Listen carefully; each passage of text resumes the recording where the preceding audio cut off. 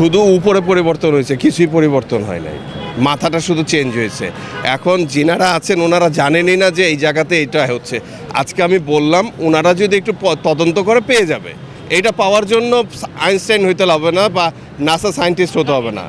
একদম একদম এরা সুযোগ নিয়েছে এবং এটা বিআরটির কিছু কতিপয় ইয়াকে মানে কর্মকর্তা বা কর্মচারীকে তারা ভালো অঙ্কের টাকা করে মানে ঘুষ দিয়ে এটা করায়। সেগুলো নেবে না, সে জানে যে এটা প্রশাসন পর্যন্ত যাবে না, কারণ বিআরটি পর্যন্ত গেলে বিআরটি এটাকে ধামাচাপা দিবে, কারণ ওইখানে তারা লক্ষ লক্ষ টাকা দিতে থাকবে। 1 লাখ 2 লাখ 10 লাখ 20 লাখ 40 লাখ তাদের বিষয় না। দেখেন আপনাকে আমি বলি 10 টাকা করে যদি আমি বেশি দেই তাহলে একটা গাড়িতে 50 জন প্যাসেঞ্জার আসে, 500 টাকা বেশি আসে। একটা গাড়িতে 500 টাকা বেশি আসলে 100টা গাড়িতে কত বেশি আসে? 5,000 টাকা বেশি আসে। আর 100টা গাড়ি 6 ট্রিপ মারলে 5-6 30,000 টাকা বেশি আসলো।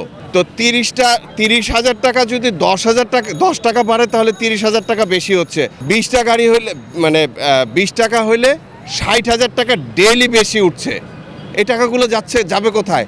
যাবে ওই যারা সন্ত্রাসী ক্যাডার তাদের কাছে চলে যাবে। আর ওই বিআরটির কিছু চোর গুন্ডা বদমাশ আছে। 250টিরও বেশি ডিজাইন অপশন নিয়ে ওয়ালটন স্মার্ট ফ্রিজ, বোঝে আপনার প্রয়োজন।